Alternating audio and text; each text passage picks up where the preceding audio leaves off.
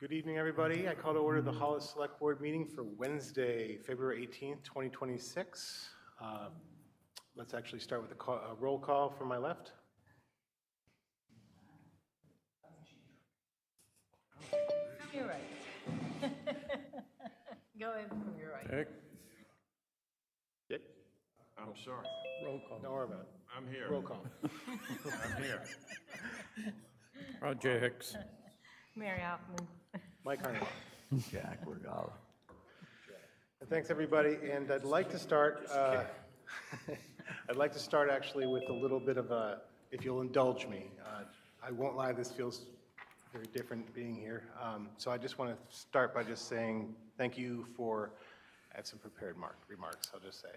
I wanted to thank you for your confidence and your vote last week. I am honored and really humbled to step into the role of chair of Hollis Select Board for Hollis Select Board.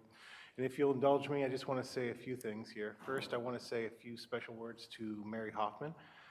There is no one in this town that cares more for the welfare of the disadvantaged and the town of Hollis as a whole. Mary, over the past several years, you have led this board with steady judgment, a deep care for Hollis, and a real commitment to getting things done. Your leadership has guided us through the most important decisions, and when your term ends in June, know that you have left this board and the town in a strong position. Honestly, I really don't know what we're going to do to actually fill the gap when you leave. Thank you for your service as chair, and thank you for your continued voice and experience as a regular old select person. The emphasis on the old. Thanks. Hollis is better because of the work you've done, and I'm personally grateful for your support and encouragement as I step into this role. To my fellow board members, Roger, Jack, Dan, and by the way, Dan, I'm sorry, Dan is joining us remotely. So Dan, I apologize, I didn't include you on the roll call. Yeah, I'm here. I made it on. Appreciate it. Yay. Dan is joining us remotely. This is awesome.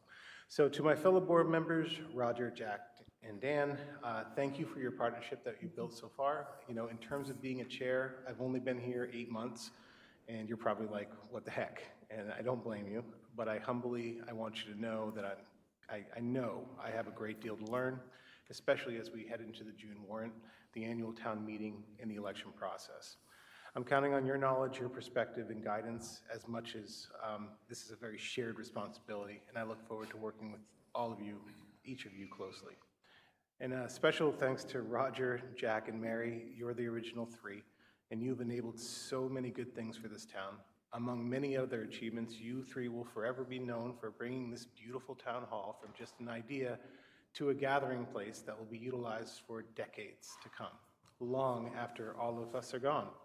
And this building and all your good work has put Hollis in a position to thrive for years to come. People need to understand that. You've carved out quite a legacy, and I really appreciate the perseverance despite the voices of opposition. I hope Dan, myself, and future board members will strive to match what the three of you have achieved. It's almost over, I swear, everybody. To our town manager, Dick. Yep, it's coming. I want to thank you for your support and for the professional guidance you've given us thus far. I know the majority of this town doesn't fully realize how much effort this gentleman puts into the very complicated work of the transition to a town manager style of government over the past 7 months. We've had some pretty good wins, but not without significant resistance to change that has happened and will happen more in the future. But I will say that Dick leads with humility. It's an incredibly important part of being a leader of people. I think Dick would be the first to admit, humbly, that it hasn't been perfect. Maybe there have been some missteps made with communication, for example. But I'll tell you what, this guy over here to my left owns his mistakes immediately, course corrects, and does not hold grudges. He moves on diplomatically because he cares. He cares a lot. And I can say with great confidence, if we hired a different person, we'd be looking probably for a new town manager, and we're probably struggling to find one right now. They would have given up. Dick has not. I've spoken with several residents who've told me that they walked away with interaction with Dick feeling heard, even after, they had a problem that he couldn't solve immediately. I'm looking forward to our continued strong working relationship and leaning into your expertise as we move forward. And lastly, to the residents of Hollis who are here tonight, watching at home, or maybe watching a few days later on YouTube, I want to thank you for trusting all 6 of us, and Dan, 6 of us if Dan was here, in body with the responsibility of leading this community. We have really important work ahead. Budget season, the warrant, infrastructure needs, growth pressures, what to do with the millions that we have in TIF funds before we just forfeit it back to the county. No, thank you. We'll never forfeit. We'll never forfeit. And I know that we can meet those challenges successfully if we work together as a town. I'm excited about what we can accomplish as a board and as a community. I will definitely make mistakes along the way. Some of those mistakes will probably happen tonight. No one learns this job overnight, but I will try to act in good faith and put Hollis first. So, thank you. Let's get to work. Let's move on to the rest of the agenda. Let's start with public comment for items not on the... Pledge of Pledge Oh, shoot. I was going to do the Pledge of Allegiance first before all that. I'm sorry. Pledge of Allegiance.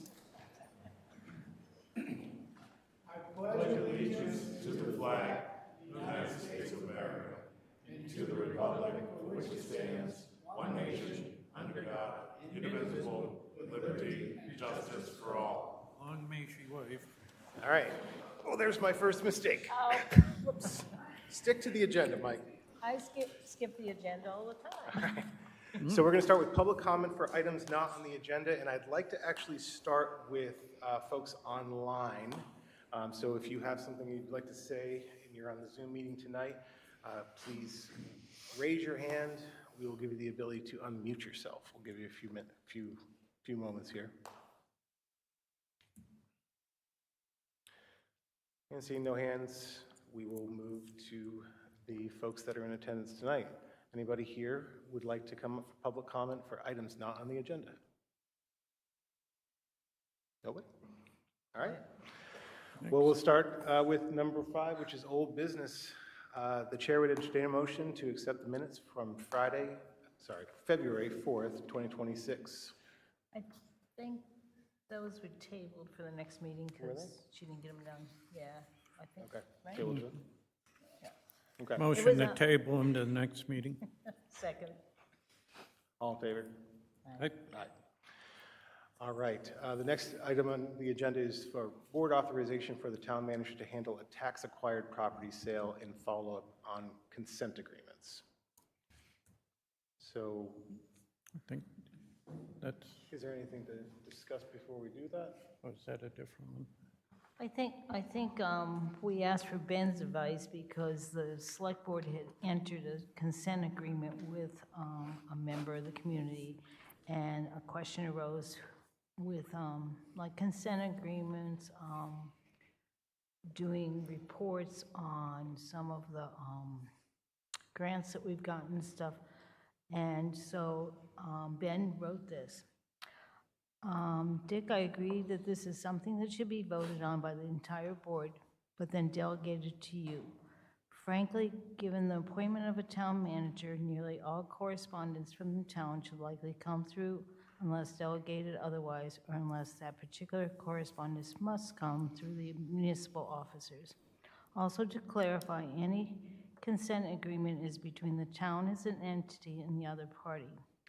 The municipal officers must approve such agreements, but that fact alone doesn't dictate who should communicate with the involved parties afterwards. So I'd like to make a motion that we authorize Dick to handle consent agreements, the tax-acquired property sale, and other items such as that. And if there's a question, we can always ask the lawyer or discuss it as a board, but I'd like to make a motion. Do you have a second? Second that so we can discuss it real quick. Any more discussion? Yeah. So on tax acquired, normally we contact Ben and run it through legal before we do it anyway, and I'm sure that's what you intend to do. I'm following the state ordinance. The new one. Yeah, and it's been recently revised, so I reached out to a realtor who has done an inspection, gave us a quote. We put it on the market for X amount of days. We're going to take the highest bid, obviously, the best bid. If we can't sell it within 12 months, we Right. find another realtor and try again, and so on and so forth. So, yes. Okay. Any more discussion? Nope. Motion on the table. All in favor? Aye. Aye. Okay.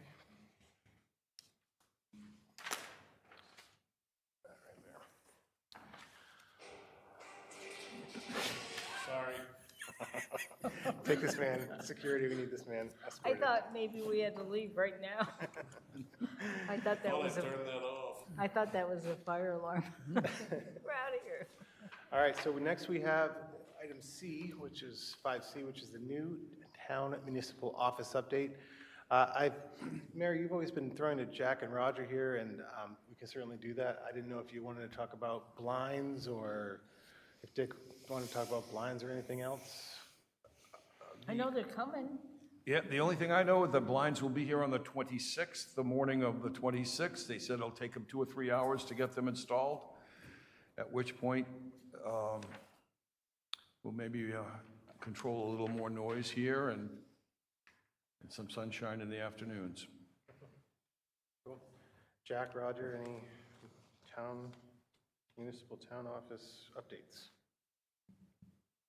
Not really. We like the Unless water. you had a water issue, but we're working on it. Probably gonna Yeah. take up to 3 months till they get it all squared away. But there's still, one of the key things, they need one more thing to inspect is the well, but it's covered with snow right now. I did address that with the contractor, do not put any more snow over there, and also move it across and push it off over towards the pond. Because when it melts, it comes across and freezes. On that note, so hopefully, it may be sooner. It depends how fast the state works on the paperwork for the water, Yeah, but it's in play. but the good thing is that part of it, they're going to work on the PSAP part. Exactly. They The talked engineer about- is going to write a grant Oh, for it us. was, yeah, designed and they Right. put it together, so they got bypasses and et cetera, so we don't have any stagnant water at any given time, and if something goes wrong, we'll be able to use the facilities, other than the water with the bypasses, so. And I just want to say how much I appreciate both Jack and Roger in working on that, because I don't have a clue. It's been an ordeal. It's just turned trying my to get faucet people, off. just trying to get people together, Yeah. and communicate. That was the thing. I turn my faucet on and I get water. I don't know how. So, Yeah. So thank you. We had a great meeting. We got all the players in one room and we ironed out a Right. lot of stuff. So moving forward now. that was an interesting meeting because there are some things Ward Water wasn't aware of, and the state issue was on top of this, and so they connected, so. That could have been an oversight if they went and said, okay, now, wait a minute, no, you're supposed to do this, so. That turned out to be a good meeting. I'm psyched that we used Ward Water too. They're just great. The local company, awesome. Great stuff. But it was nice because the state was there, Ward Water was there, the person controller, sampling yep. is there, everybody was there in one Everybody. room, so they all heard Yep. each other. So it's going to be forward progress before June. Great, well, this is my favorite agenda item, I think, tonight, which is the updated town website. It's going to go live tomorrow, late Thursday evening, February 19th, 2026. So the website will be down from 4 to 4:30. So no one will be able to go to the website to get any information from 4 to 4:30. And with that, Bennett's going to talk about it and give us a quick demo, is that true? Yeah, I'm just going to give a quick demo. I'm going to go over to the laptop over there and use a microphone and just kind of go through what the homepage offers and all that good stuff. So yeah, like Mike said, it will be down hopefully briefly on Thursday after we close here, and people should be able to enjoy it that evening and for the rest of however we have it. But one of the few features that is going to be very important is the Notify Me subscription services. You can sign up for email or text notifications for all the news and announcements, meeting agendas and minutes, calendar events. It's a little easier to navigate, especially on your mobile phone. I know we've got a lot of complaints from people saying that our current website is not very mobile friendly. But I think that the drop-down boxes and those sort of navigational tools are a lot easier on the site. And I'm going to run over and I'm going to use a microphone and they're going to focus on that so people can see, and you can see on the displays here. I apologize for the display on the right side of the meeting room not being on. If you folks want to just look at the monitor over here. Then you'll be able to see the website, and then you'll be able to see for yourselves tomorrow. And thank you to Chip and Tammy, who were a detrimental part of getting our website updated. They are also site administrators, so Chip Courier and Tammy Topsom. And it's great to have additional people who have the same skill set and support for the town. So thank you to them. It's really great that you were able to get that help, because there's a lot of work to do to upgrade this, and to have that extra support. It's fantastic. Because anytime I have a computer issue, I go to Tammy or Bennett. And if it's really bad, I walk over to Chip. Okay, so we will start the demo. It's exciting. So do I have to share here? And I would say, Bennett, one of the Okay. important things is the notifications. People are going to need to opt in to notifications, correct? That's correct. Especially text notifications. Correct. So if you are e-subscribed currently to our current site, those subscriptions will transfer to the new site. But if you want to receive texts or update your notifications, you have to log into the new site through the Notify Me feature. Are we up on the website? Okay, great. So this is the new face of the website. This is probably a very important part for those who want to get information. This is the Notify Me sign in. So when people click that button, you're going to see kind of like this long list. This is for testing the website, ignore that. And it's going to show you all of the different items you can get notifications for. There's an agenda and minutes center that have all of the board and committee agendas and minutes. There's an alert center, which people can get urgent alerts through different departments. But the most important is probably going to be home, parks and rec, I would say. There's also calendar events. The Parks and Rec Department calendar has a lot of items on it, as well as the town hall calendar. And you can see that there's a little envelope there for email and a little phone there for text notifications. And Bennett, what is home? I'm sorry, maybe I. Home is the home page. So I'm going to alerts show, for the homepage. I'll show you the home page. So down here in the home page, we have news and announcements, and we have a town calendar here. Anything that is on the home page that you want notifications for, you'd have to choose home on the Notify Me. So Bennett, do you have to opt in to each one? You do, but you can do it all on one page. So let me give you an example. So if I go into Notify Me and I sign in, just want to make sure you guys can see that. I'm going to sign in as myself. Oh, and just to point this out, this is great that they have a single sign-on here, so you They can use do. Apple, Facebook, Correct. Google. That's so much better than trying to have some like Hollis Town Hall account or something like that. Sure does. So when you first log in, it's going to ask for your email address and a phone number if you do want to have text notifications. And as you can see on mine, I'm already subscribed to some areas. I'm already getting emails for Board of Appeals, Finance Committee. So if I wanted to choose this to get text messages for Board of Appeals, it's asking me, is this okay? Yes, it's okay, and then this turns green. So I can subscribe, and it's just as easy to unsubscribe as well. So yeah, that's, Newsflash is the news and events. So for Parks and Recreation, Planning Board, Select Board, and Town Clerk, that's what we currently have. So if there are any news announcements on those pages, you can sign up for subscriptions. How long do the news announcements stay on? Forever, or is there a timeline? It's only until you unsubscribe. Okay. So can this be used, Bennett? Say we have unexpected closure or things like that. Would that send messages to people? Yes, so whether it's on the news flash or the alert center, that's how people would get those notifications.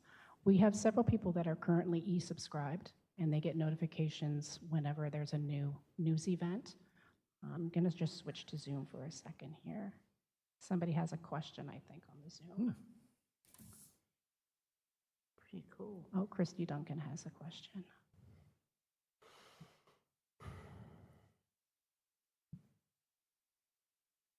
Christy, do you have a question? Yes, hello. I have a question about the alerts. Is that like when you subscribe to the calendar, will you get an alert like at the time a meeting starts with like the Zoom link and the meeting password at the same time, or does it have that functionality? I don't think it does. I think it just gives you a notification when the event is posted. So I don't know if it has the functionality so that when you add it to your calendar, then you can set your own alert. That would probably, Yes. yes.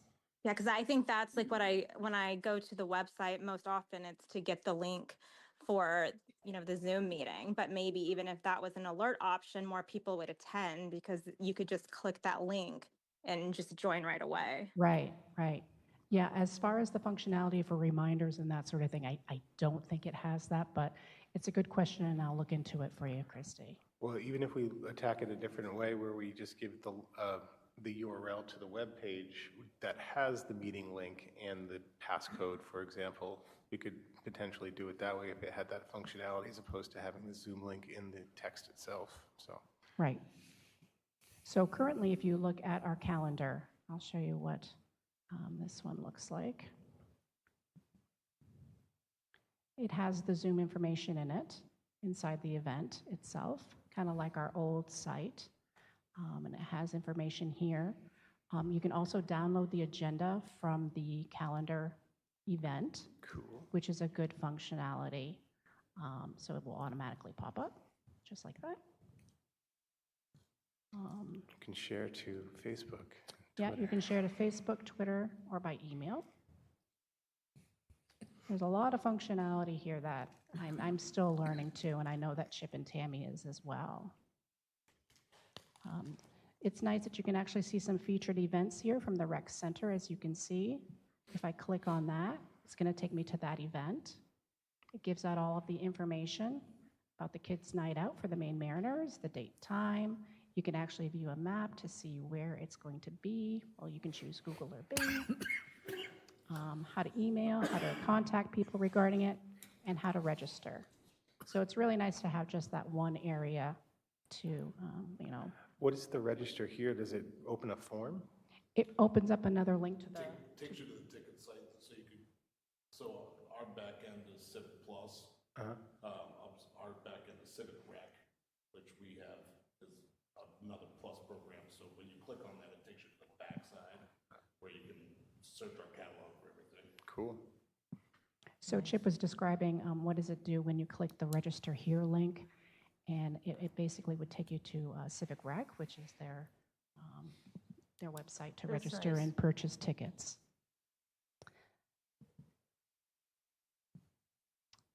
Let me just show you some of the regular drop-down boxes here for our departments. Has all of the departments here at Town Hall, board and committees. It lists all the current boards. Services A through Z. This is something we had on the old site, and I wasn't quite sure if we should keep it, but I think they're good quick links for people that are looking for specific functions of the town. Community links. These are all of the links that are associated with our community here, cemeteries, the schools, our snowmobile club, ATV club. We had these two on the other site. It's just nice to have them all in one place. And here's a little history page that shows just different links to websites that have history of Hollis, and they're really, really interesting. I highly recommend the documentaries for the Saco River, the Great Maine Fire, and the archaeological dig for Hollis. They're very interesting. And of course, we have these other buttons here that take you right to the tax data, rapid renewal, the clothing closet, agenda and minutes. I know it's a telephone that is going to get fixed. So if you click on the agendas and minutes, you actually come to another page, which will show you all of the most recent agendas and the associated minutes. So you see the agendas here, and the minutes that were approved are here. There's different years, so you can see the different agendas and minutes that were conducted and approved. We are still updating some of these minutes associated with the agendas because some of them got mixed up a bit in the migration. So that comes in very, very handy as well. Love the organization. It's great. Yes, absolutely. Does anybody have any other questions? Just for an overview. Terry's coming up. Terry Walters. Would you still be able to access videos of these meetings through the website? Is that right? Absolutely. I think I had put them on the Select Board website. However, it may be a good button to have on the front page for video meetings. And I would assume it's going to redirect to the YouTube site, or is it going to, are you going to embed the video? What it does, it goes to the YouTube site, because Saco River used to have a Vimeo site that showed all of their videos, but then they changed the platform to YouTube. Let me see. On the Select Board site, yeah, I have it here down at the bottom of the page here. But certainly we can, and then it brings you directly to the site. And all of our live streams are here, as you can see, and we're live right here. Well, that sounds like it's much easier than trying to get it from wherever we were getting it.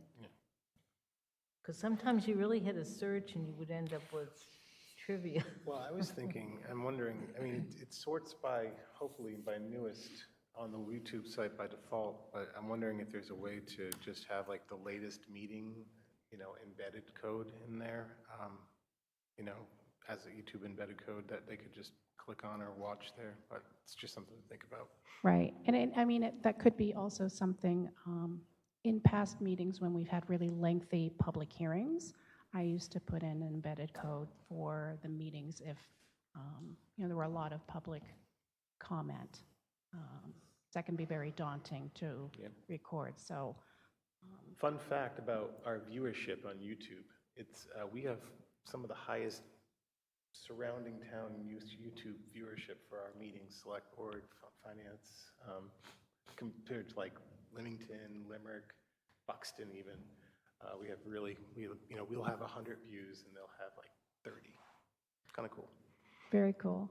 One more thing I just wanted to show, the Parks and Recreation page has a great layout here. They have a big calendar here, which is great for that department. So it shows exactly what's going on during the week, and it has all their contact information on the right side.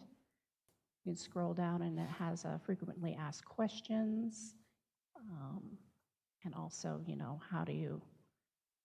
what else do you have? How do you get involved? They have a Facebook link there. They have a little slideshow of their programming, and they just did a great job outlining this new website. There was another area here. What was it? Programs we offer. This link here. And it outlines every single program they offer, which is a lot.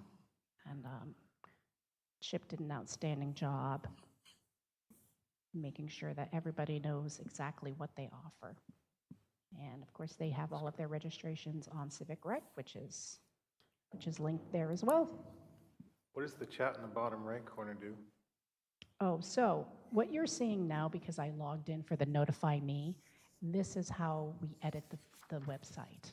So nobody's going to have this little bubble. Okay. This bubble is for training modules and AI. I thought we were going to have an AI chatbot. No, I mean, that is possible, but it is a lot more costly, I will say that. I think it would drive our residents crazy. It drives me crazy. All right. Any other questions? Super, thank you. Thank you to everybody that did the webpage. Looks great. It really does. Any questions from the gallery? Cool. Thanks, Bennett. Really appreciate it. All right, we are moving on to the new committees. We are in search of one more volunteer for each committee. So we have 6 for the hiring, the hiring committee, which is the moving from elected to appointed. We need one more to make it an odd number for voting purposes. We can run with 6, but one person would probably have to, mark themselves as a non-voting member. And the same thing's true for the public safety, public works, TIF, how do we use the TIF funds committee? We have 8 signed up right now. We need one more to make it 9. We would really love to get these committees completely full. So really just, if you're hearing this tonight, please volunteer. It's not going to be too much, not too much commitment, honestly. And what I'd like to do is actually set a deadline, one more week, to kind of wrap this up so these committees can really get started. So the chair would entertain a motion to set a deadline for applications for February 25th, 2026.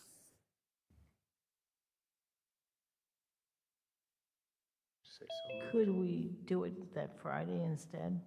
The Oh, 20, instead of the Wednesday? a Wednesday? Yeah, sure. Yeah, because we don't meet till the following Wednesday, so So the 27th.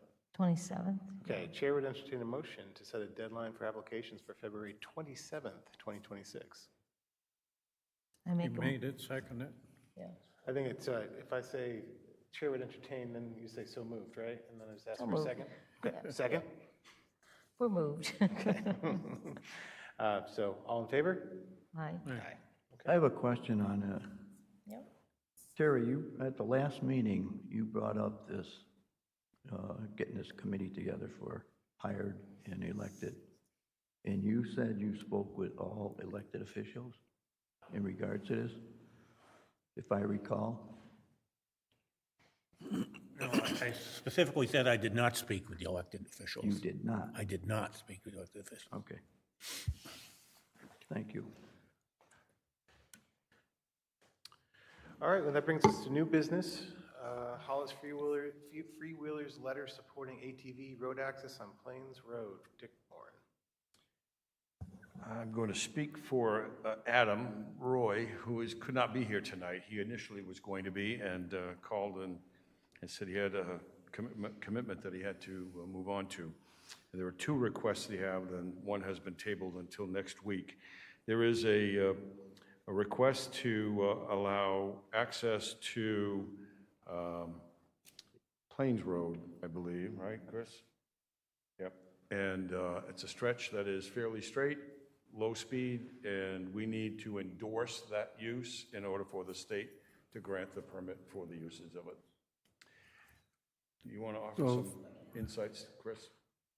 The last time we did that, we put it on, we did a warrant article the last time to allow them to operate on the roadway. And to keep consistent with what we did, I would recommend that we do the same thing, put it out as a warrant article in June. That way, the governing body, everybody in town has a say on it.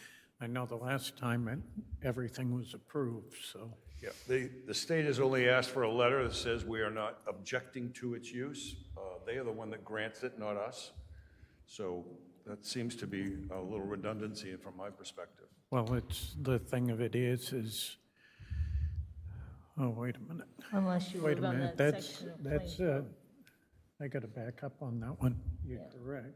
Unfortunately, I just remembered, it's a state aid road.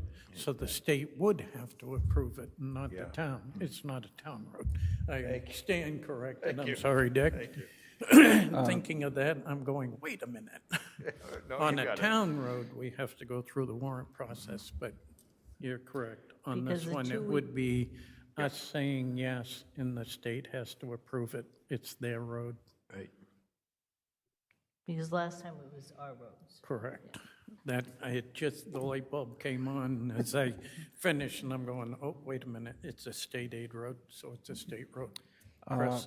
So my understanding about this, the request that they've made is there's a trailhead that comes out on Plains Road. between the fire station and the sports complex. It's a trailhead that's been there for many years. So they're looking for access from there down to the California Fields trail entrance at that point. That's the space they're looking for to be able to close that loop and put the California Trails ATV loop back in service. Oh, so you're going past the fire station? Yes, they'd be coming out on Plains Road and going down past the fire station. It is a straight road.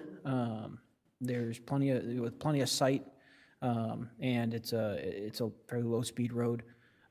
So I know I've been in conversation with Rob, the road commissioner.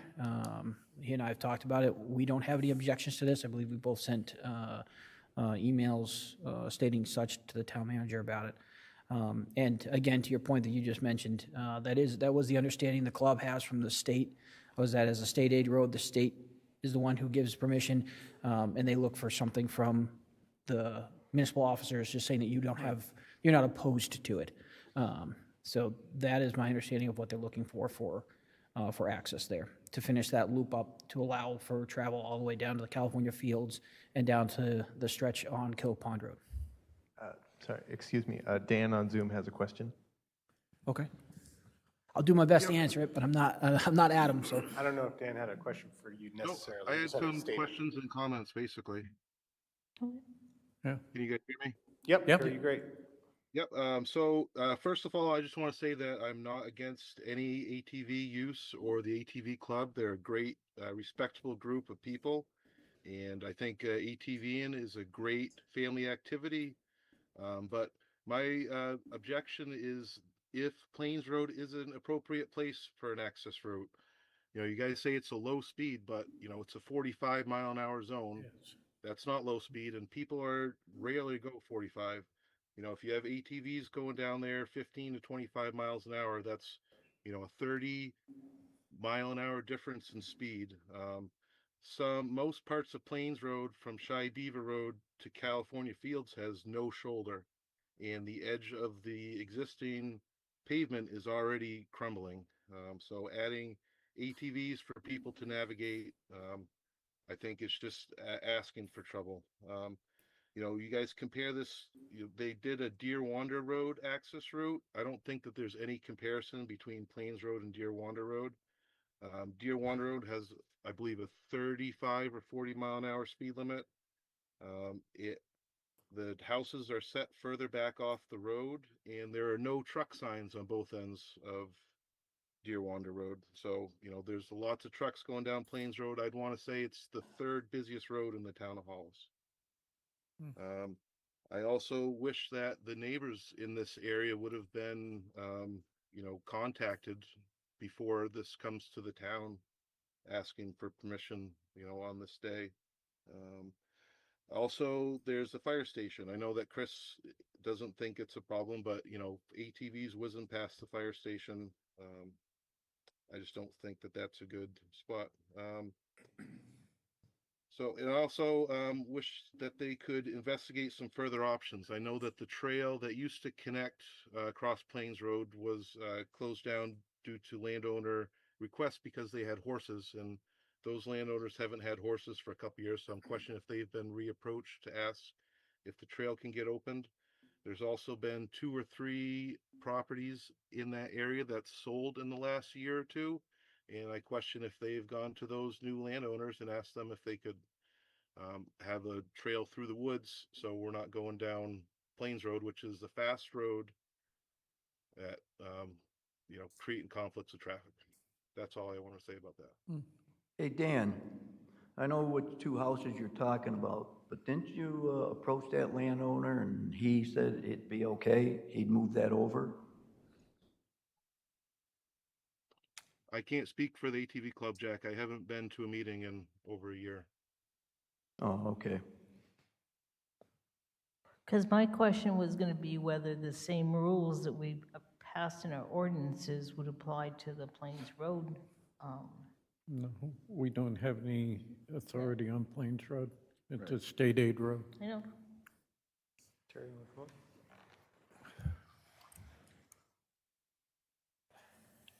Terry Walters. I'd just like to say I have nothing against ATVs. I think they're probably a great family activity, great way to get out in the woods. But I have the same concerns with Dan about Plains Road. That's not a typical road. It's 45 miles an hour. There's rescue vehicles, there's a state park, a town park. There's a lot of traffic on that road. And sometimes it'll work, but sometimes mixing vehicles and ATVs may not be a good thing. To operate an ATV in Maine, you only have to be 16 years of age. You don't have to have any training. You don't have to pass any competency tests. You don't have to have a license. All you have to do is register it. There is no requirement for safety equipment. There are no seat belts. There's no airbags. And if you're over 18, you don't even have to wear a helmet. So it's fine if that's what the select board wants to do. But remember one thing. The big difference between vehicles and ATVs is they are not required to carry any liability insurance. If you get in a car accident, the first thing you provide is your license and proof of insurance. ATVs are covered when they're on private land with permission through the state landowner liability law, but when they're out on the road, they have no insurance. So if one of us was unfortunate enough to get in an incident with an ATV, probably the first contact we would have would be from Joe Bornstein. Thank you. Thank you, Terry. I'm going to support that, what you're talking about. No, I support that 100%. And what Dan's saying, I think going back and I mean, Adam runs a good show, I'll tell you right here and now, with the other trails that he has. But I think visit back with that builder, because I know they had spoken with him, someone had, and when he was building those two homes, he was shifting it over so they could maintain a trail over there. I know which builder you're talking about, the two homes you're referring to. This has nothing to do with that particular trail. It's not that trail we're talking about. Well, they can cut across, right? They cannot get to California, the California Fields Trail So you're from trying to there. get to California Field. Right. That is the space they're talking about to get from the trailhead near the fire station down to the California So Fields. have they looked into any other alternatives? I know that I can't speak intelligently on this because I'm not actually involved in this, in the process of it. I know that there's been discussion and talks with different landowners to try to avoid it. This group does not want to run these machines down the road. Nobody on an ATV wants to be cruising down the road. That's not where we like to ride. That's not where it belongs. So it's not their goal to turn the town into a place where you're driving ATVs down the road everywhere you go. We're just trying to get from trailhead to trailhead. But what I would ask, and there are good points being made up, being spoken about here, I will tell you that as an ATV owner, I do have insurance on my ATV. So that's not always the case. People do have insurance for that. So, but I would ask that the board table this discussion until at least your next meeting when Adam's able to be here and can speak about this the way he should be able to speak about it and give you guys all that proper information to make an informed decision on this before making a decision tonight. That's all I'd say. I found out, I texted him because I thought he was going to be here tonight, and he texted me back just as the meeting was starting and saying that he thought it was postponed until the next meeting. So that would be my recommendation if you guys can table it and hear from him directly. Let him make his argument and make your informed decision with that. Next meeting would be my recommendation. Okay, before we do that, can I make a comment on the second part of what he was going to ask for? Yeah. In that, where we had started the thing with Brookfield on working down here, I think you and Adam sitting down because he was asking about a parking lot for ATV access to the pole line over here. Yeah. No, I'm talking Terry. I'm sorry, Chris. No, but If that could be something maybe incorporated into the large picture. Yeah, of Roger, that what- was the main reason for my coming tonight, and unfortunately, the other speaker couldn't be here. We are working with Brookfield to try and get limited boat access. Right. It's going to be a very minimal road. There'll be very limited parking. There'll be a picnic area.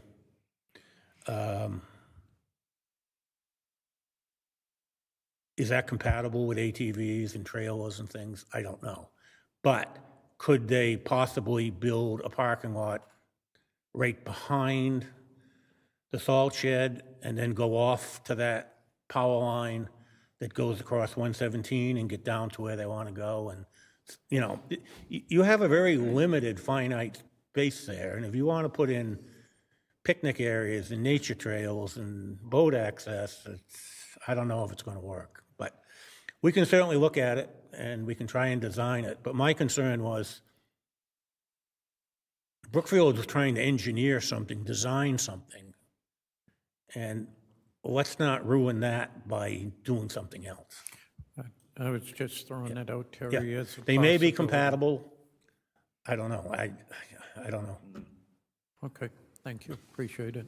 Motion to table until the next meeting. I Second? second that one. Just table it. All in favor? Aye. Great. Yep. Okay, and obviously Adam's not here to talk about that, so we're going to table that, part 2. So we're going to go on to 6, new business, item C, which is Fortify Main program. I have just a few slides to kind of show people. I don't know if anyone else has heard about this, but it's a pretty cool program that's starting up this year, and it's specifically for residents that are due for a roof on their home. And I think I said I can use this, you said? Yeah. Awesome. So I'm by no means a Fortify Main expert necessarily, but I thought I could just kind of go through a few slides here just so people understand what it is. So in essence, they're trying to move disaster relief instead of after the fact to preventative, and actually enhancing the type of roof that our residents, or Maine residents, I should say, can put on.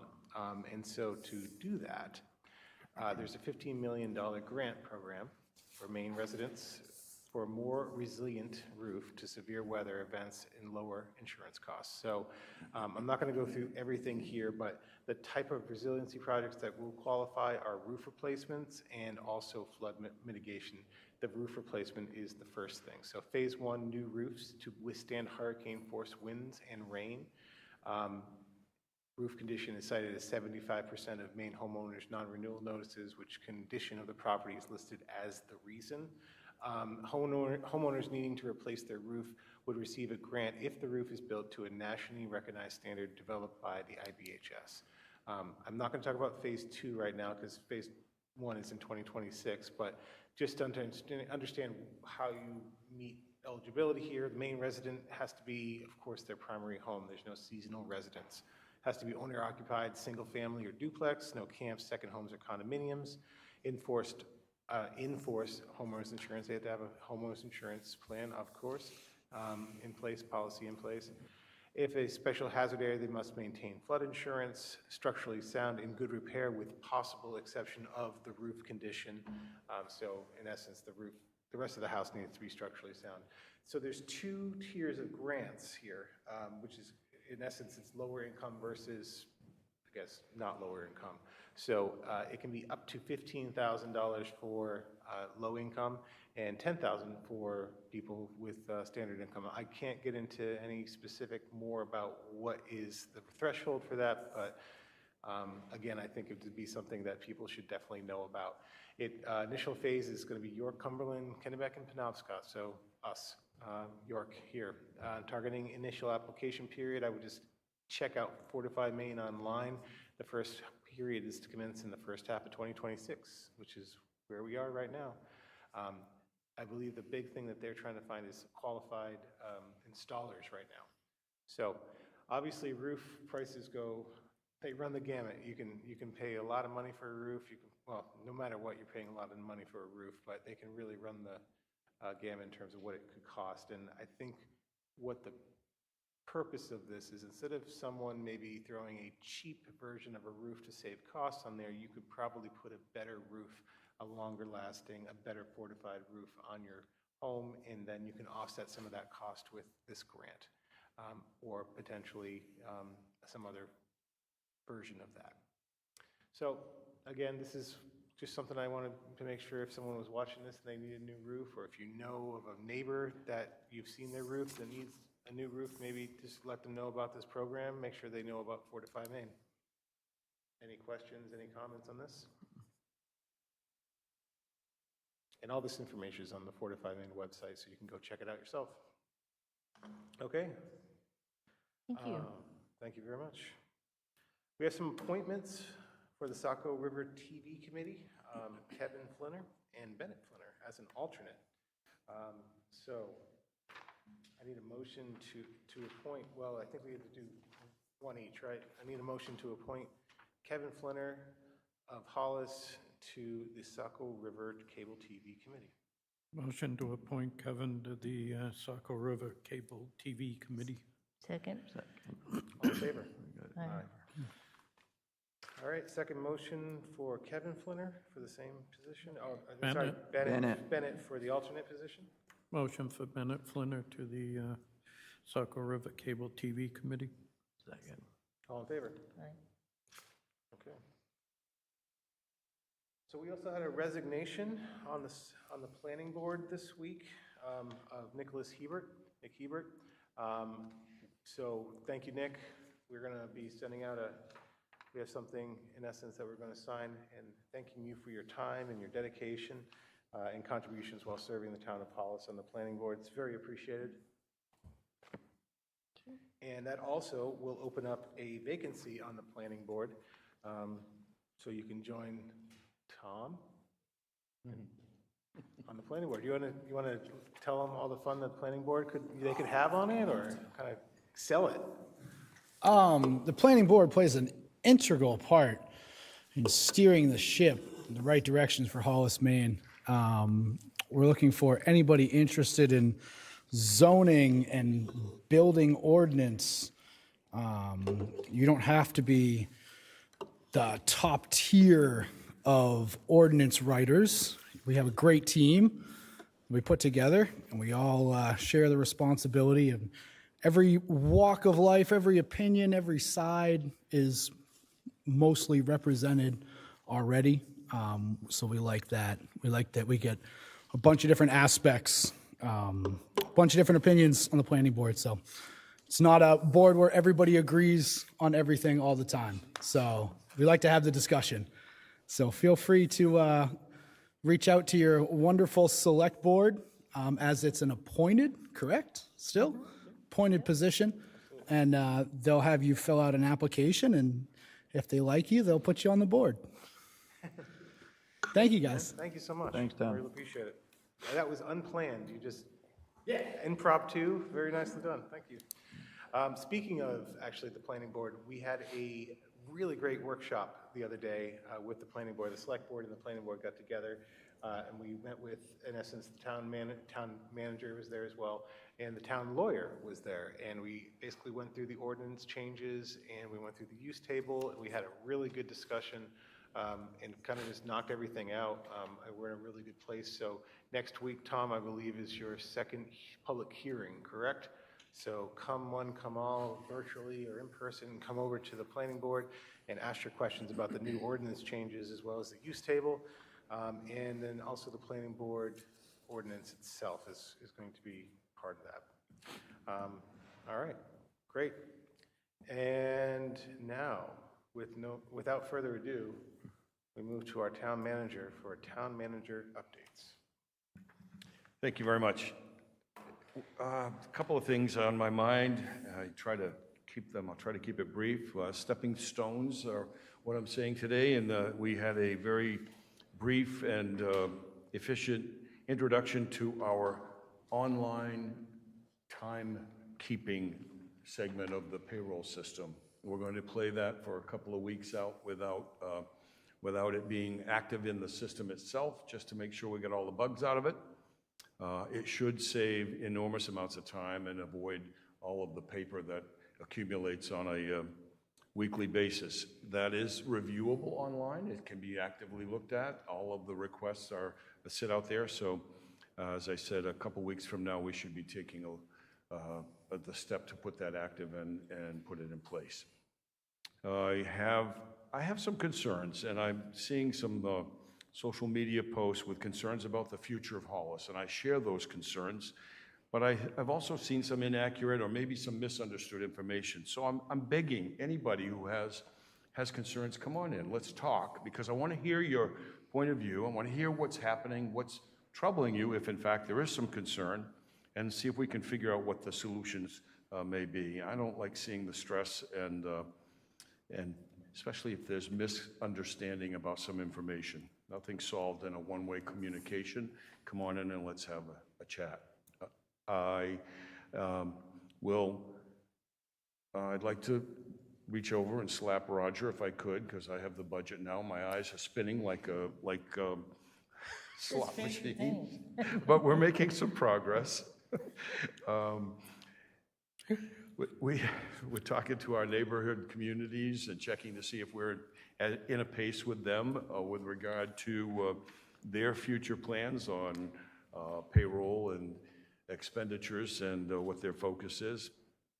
This is a useful, and we've had some useful and thoughtful conversations. We're exploring needs versus wants, recognizing that we don't have a free bucket to dip into and take money just for the fun of taking it. But there'll be more to come if I survive the next couple of weeks and putting those worksheets together. And just a nice note, I think, driving through town on Monday, I had a friend of mine with me, and I wanted to bring him in here and show him the new building, or at least the exterior of the new building. And we pull in the driveway and down here, and what do I see is one of Chris's vehicles. The chief's got an ambulance down here, and we had a little 6-year-old who had a sledding accident into a tree. And Grammy was with her and wanted some care, and Chris tells me that the little girl was fine, probably shaken up a bit. The tree survived, and everybody's happy. So the sledding goes on, and everybody is moving forward in that regard too. I was pleased to see them here and taking care of that kind of business. And basically, that's all I've got. Thank you, Dick. Appreciate it. All right, next item on the agenda is to increase the minimum monthly hours for the broadcasting staff over there from 8 hours to 12, effective February 1st, 2026, so basically backdated. So I need a motion to increase from 8 to 12. Okay, so where's the extra money coming from? Do we have enough in the budget to cover? We have plenty in the budget for this year. For their, out of theirs? Yeah, and the reason we did it was because they make plans to be here, and then if the meeting's canceled, they've already committed themselves, and so it usually only happens in the summertime, because right now, they'll definitely get 12 hours in until the end of the budget season, but. Yeah, I just wanted to make sure we had the funds in the budget to cover it. We did look at the budget, and we have the funds to cover. Okay. We have the money, make a motion here to accept that. I'll make a motion to accept it going from 8 to 12 hours. Second? Second. Any more discussion? All in favor? You. Aye. I do have a question for the town manager, just to update on the land for sale. The land for sale? Yeah. Yeah, it's on the web. It is running active. She's going to run it for a couple of weeks. I have asked for an update whenever there's a collection of offers. I don't want to hear on each individual offer. And I did grant them some permission. This particular dwelling has some danger involved in it, so they've actually secured the door and they're posting it as no access to the structure. Yes, I just wanted to give people the location. And off it'll go. I beg your pardon? The location of the property that's for sale. It's on Old Limerick Yeah. Road. I didn't think it would be our business to promote it. But- That's the Realtor's job. Yep, Well, we just put it out there and let people know. Is that the one at 19 Old Limerick? yep, Yes, it is. yep. Okay.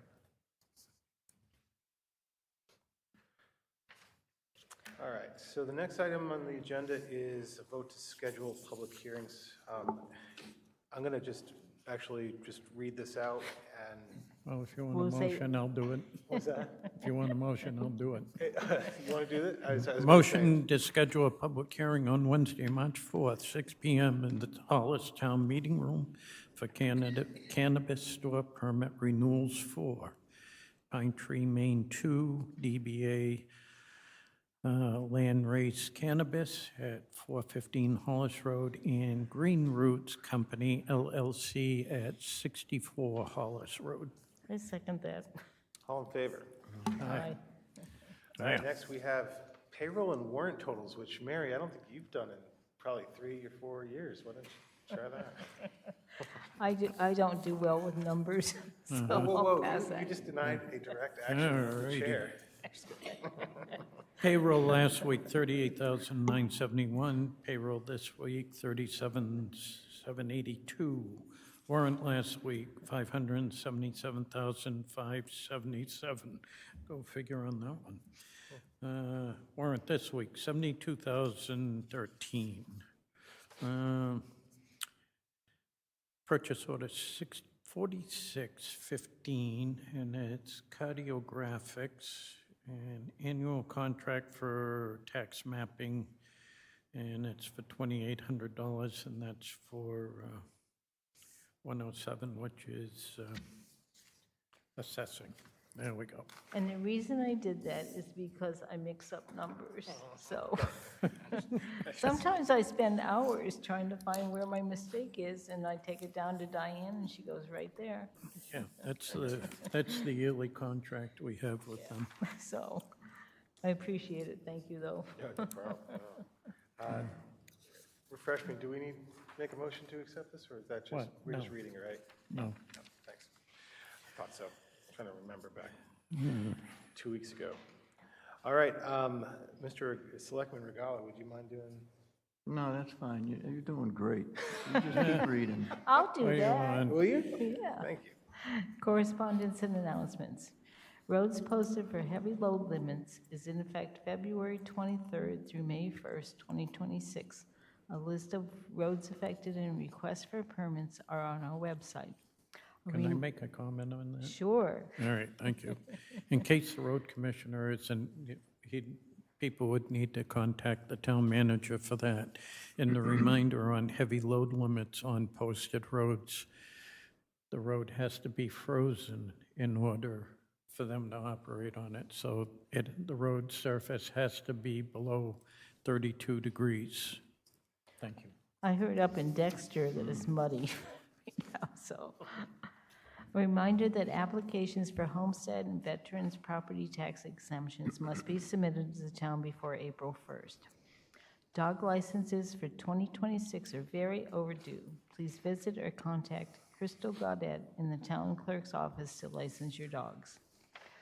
A reminder for all town departments and board committee chairs to please email your annual report submissions to Bennett Flinner by the end of the month. Ooh, I got some submissions to do. So. Okey-doke. Other business.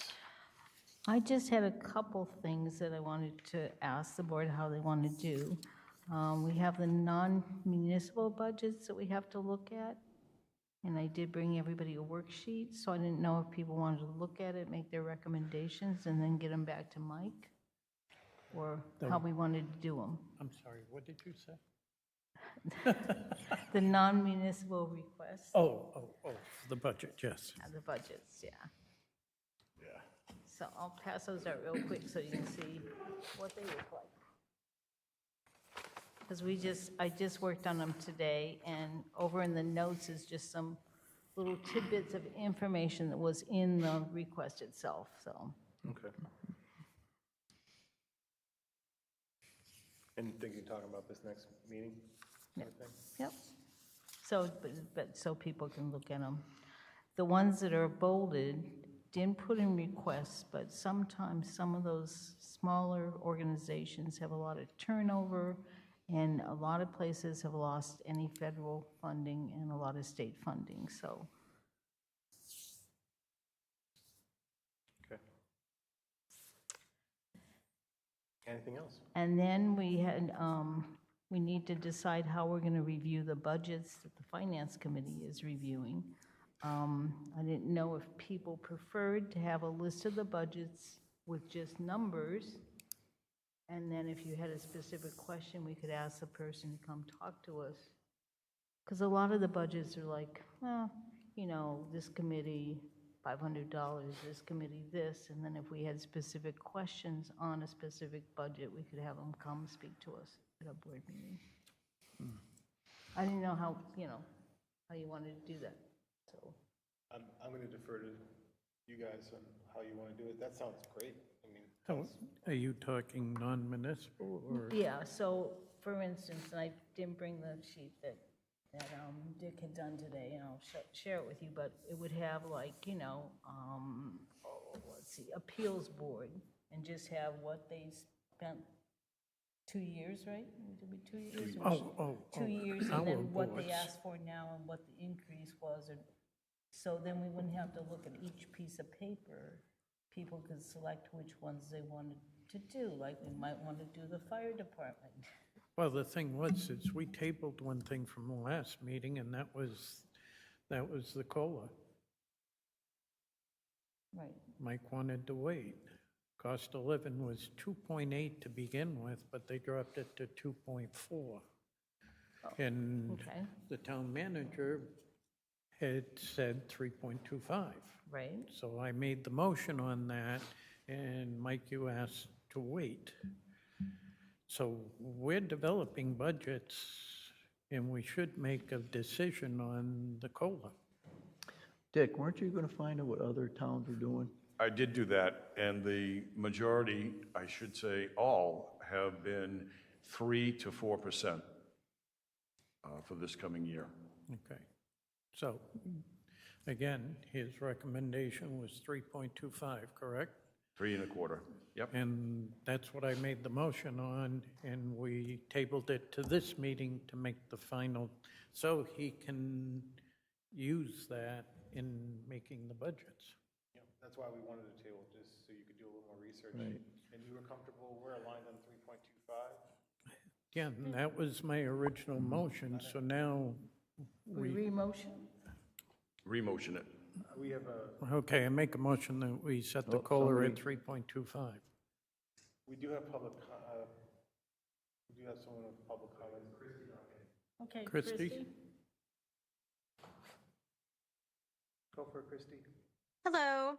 Hey, Yes, I just had a question when you said you spoke with the other towns, because I think I heard in the last meeting that you guys said that you guys pay 100% of health insurance for the employees. correct. Is that correct? Uh-huh. Yes.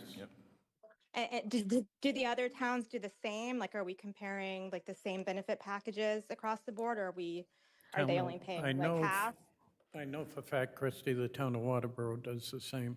I'd like to ask Chris to address that, because he addressed it last night. I don't know if Chris addressed it or the town manager, but, I did do some research, and the towns that I spoke with vary. Some are paying 100% of the employee and 80% of the family. Some are paying 90% of the employee and 90% of the family. Some are paying 100% of the employee and nothing for the family. So it's a broad spectrum, depending on whatever community it happens to be. And I There was think no that's what- real pattern that I could develop on it. and I think that that's what Chris sort of found when he was looking at the fire department. Correct, yeah, I presented the fire department budget to the finance committee last night, and that was a topic that came up, and I had a list of, unfortunately, I didn't bring any of that paperwork with me tonight, because my presentation ended last night, but I had a full list of the towns in the area and what they pay for for insurance, and it included the employee portion, their family coverage, as well as the Family Medical Leave Act piece as well, for the 0.5% or 1%, so on. And there were several departments that pay 100% of the employee, and only one other department, being Leamington, that doesn't pay any percentage of the family insurance. There are several departments that pay 90% of the employee, and anywhere from the lowest being 50% of the dependents and family insurance, all the way up to 80% of the family insurance. There were some that were 75 and 75, some were 90 and 80, other ones were 150. It really varied all the way around us, but the only two departments that I found that only covered employee only and both at 100% was Hollis and Leamington. Every other one offered insurance coverages for the family at some percentage. So,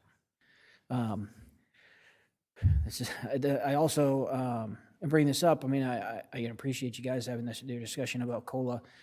It was highly discussed in length last night with the Finance Committee. That there are some departments, and I speak specifically about the fire department because that's my focus. That COLA increases are great, but our department has been in need of a market adjustment for our pay rates because we are significantly lower than other agencies in the area, and we're losing staff because of it. And the Finance Committee last night, after a very lengthy discussion, accepted the proposed budget, which included that market adjustment. So I just want to confirm that your COLA discussion here is not having an impact on those market adjustments that's been discussed. Well, I've had numerous conversations with you about this, and I've gone to other towns and talked to them, and we constantly compete with the fire department, going back and forth with paramedics. We send people to school, and they live out their contract, and then they move on. I just hate that we're a stepping ground like that. But then again, for the size of the town we are, where do we draw the line, Chris? I mean, we're going to continually compete with Portland, South Portland, and people who have the tax base to do that stuff. I'm not talking just about Portland and South Portland. Buxton increased their pay rates 30% last year because they were losing staff to SACO, right? We're talking about these agencies that we actually compete with for our staff, right? Our staff's not going to, Norway, Maine, or Cornish, or these other small towns that don't have full-time fire departments to go to work for them. We're competing with these agencies that Wyndham and Saco and Gorham and Westbrook and Buxton. That's who we're competing with. Those are the rates that we need to stay competitive with. And for several years now, the town has held firm to their 3% COLA increases, and that has not, while these other agencies are seeing huge increases. 30% last year for Buxton, 24% last year for Saco, 27% in the contract last year for Westbrook. Gorham just approved a 21% increase this year for theirs. We need to be competitive. And I understand that we keep competing with all these other agencies, or we try to compete and haven't really been doing a good job for the last 5 years or so. But I understand that competition is painful and stressful for the municipalities. But you don't solve that problem by choosing not to pay your staff and make it so we can't keep staff and keep a department that's running and functioning appropriately. On top of that, the cost, every time we have to replace a staff member, to replace a full-time paramedic, to bring on someone new and get them trained to that same level, takes at least 2 years and almost $50,000.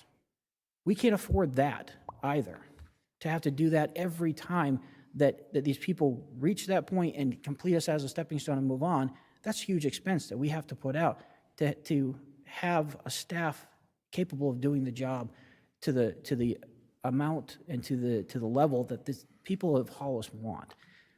To solve that problem, the competition problem between the municipalities, the towns need to send a delegate from their select board to the county and establish a group to combat that problem at that level. But you can't fight that by being the agency that pays the least amount of money. You're going to be the agency that doesn't have staff, that can't provide the services that their taxpayers want. So I think maybe what we need to do is what the Criminal Justice Academy does. If we send you to training and you sit there and you graduate and you're working as a paramedic and then you go somewhere else, if you're within a certain time frame, that town they go to needs to pay money back. Right, but that's taken legislation to make that occur. We can't just say, nope, this is how it's going to happen. It has to be agreed upon. We can't force that other agency to pay us back. That is a determination that's been made by the law enforcement and through legislation. There is no such legislation for the fire department. Maybe legislation needs to happen, but that can't happen this year. It's going to take time to make that happen. And I don't disagree with you. That's a fantastic idea. But we can't force it. It needs to be turned into legislation in order to make it happen. Well, you've given me an idea for something to fight for. Chris, do you Because have a question? I think it's a great, I'm sorry, but the thing of it is the towns that you're talking about have a larger tax base than we do, Chris. Most of the stuff we do here goes on to the residents of the town. I hear your plight, I do, but I have to be reasonable when you start looking at the percentage of the people in town here who are retired on fixed incomes and things like that. I mean, it's almost like you get into a catch-22 situation all the time. But I have to weigh this back and forth. And Christie, right now, the motion is 3.25. Let me just go to Christy. You guys had a hand up for a while. Hi, yes. For the EMS, fire department specifically, as a first responder's wife, I 100% believe that you need to be paying these people more. Comparing Hollis to Saco and their budget is very different because Saco, I'm assuming, has a lot more people on their roster than Hollis. So even if you're matching them, you're paying for far less bodies. So it's not going to be the same amount of money. The other thing that you mentioned is there's a lot of people retired here, and you're talking about taxes. But one thing that usually equates with retirement is age. And something that declines with age is health. And something your retired residents might need is your first responders. But if you don't have the first responders to come there to help them, that's when you're going to realize, hey, I should have invested in them. And the other thing to point out, which I want to try to say this as nicely as I can, you guys are sitting in a very expensive new town hall. So it almost sounds to me like I've heard you guys discuss getting, curtains and all these things for the new building. You're very quick to approve that. But when it comes to your first responders, the people that are there 24/7 to protect the residents here, and now you're choosing, you know what, this might not be a good idea. It just doesn't really sound like you're making the best decision for your residents. It's not always about money, because I would pay more money to know that if my girls got in an accident, I would have a qualified EMS professional come and help them. But now you're saying your guys are going to Saco, so who's coming to help my kids? Because even if I live in Hollis, I still deserve to have a town that values these employees enough to compensate them so they want to stay here and help my family. So that's just something that I want to say. And then you also brought up the TIF money. Could that be something the TIF money could be allocated to?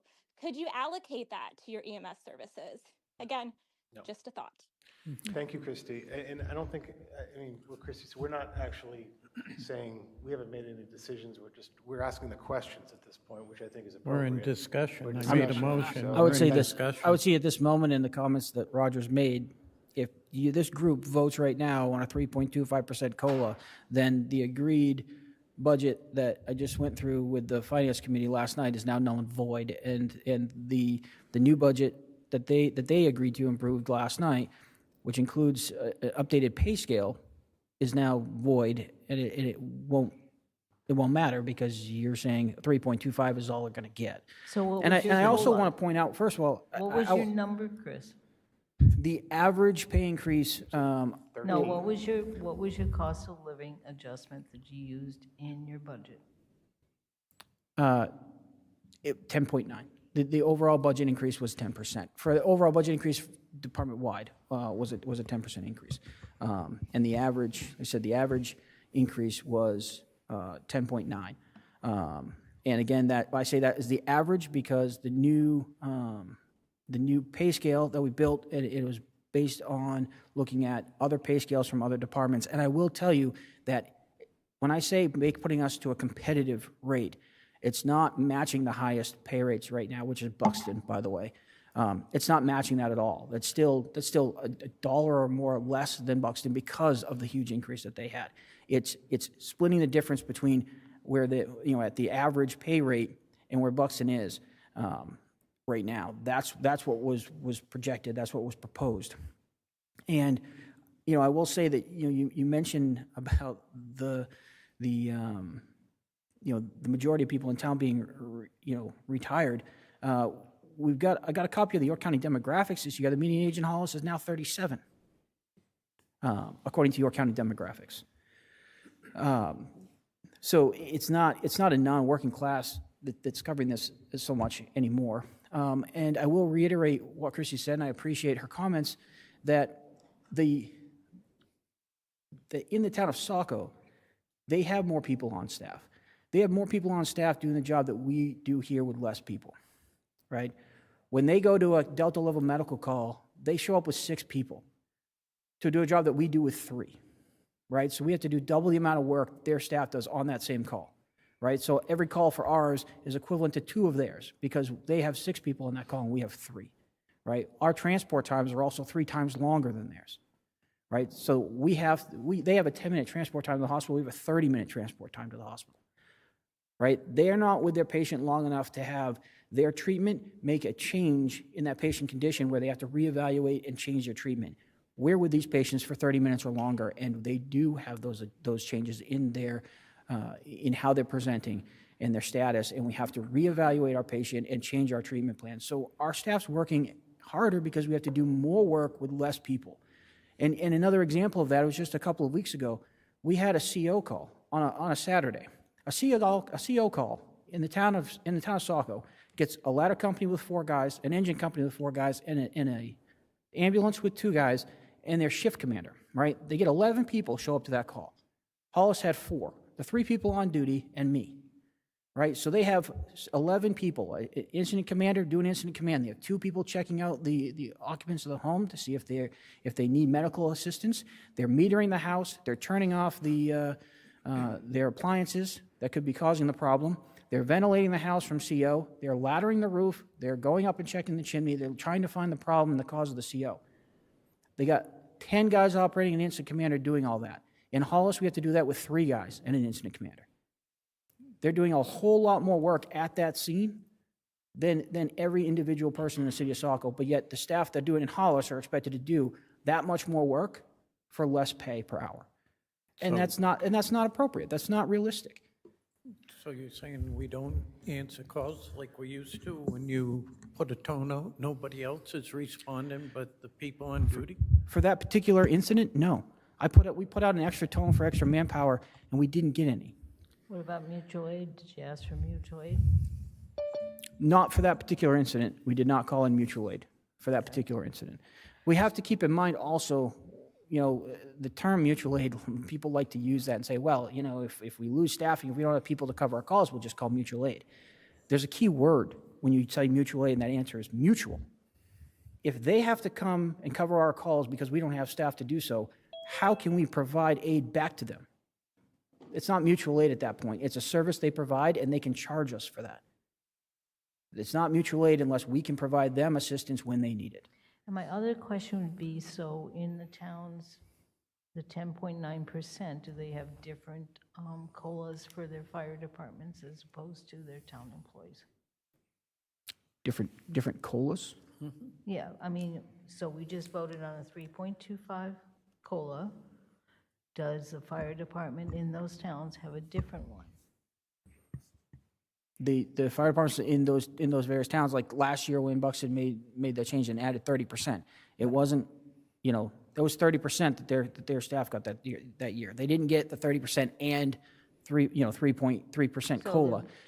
They got the market adjustment, And so, for example, if the approved budget from last night's finance committee stands, right, the fire department gets their market adjustments, which again, doesn't put us at the highest paid.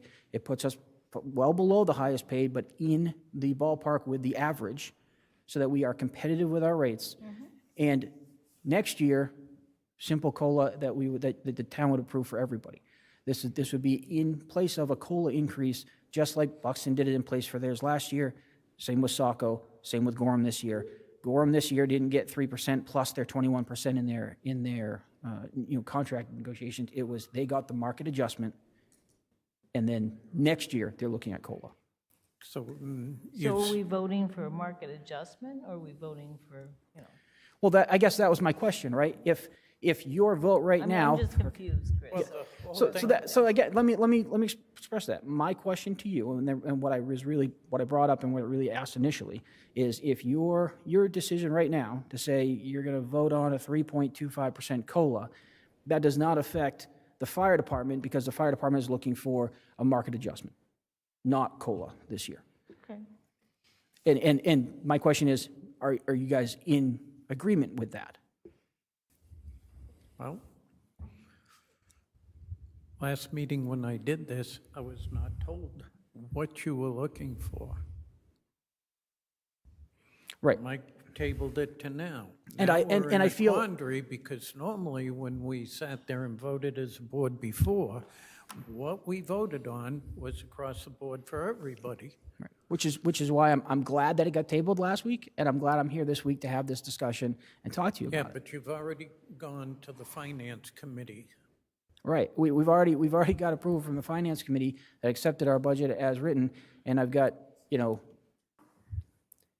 staff that made decisions based on last night's meeting, Okay, so which is, So, but what you just said is that you're not giving them 3.25 COLA, you're doing a market adjustment of 10.9.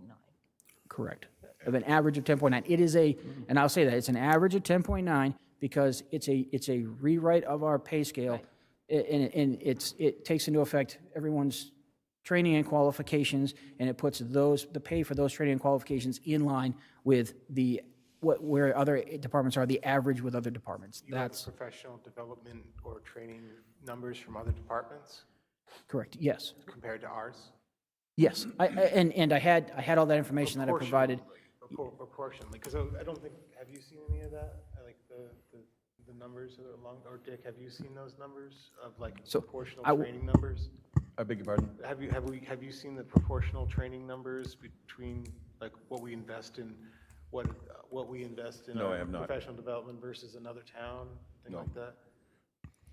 Oh, okay, I'm sorry, I guess I misunderstood what you were so- asking. this is for the entire fire department, the 10.9. And it's going to add on to your longevity steps too, correct? Correct. And again, I want to be clear.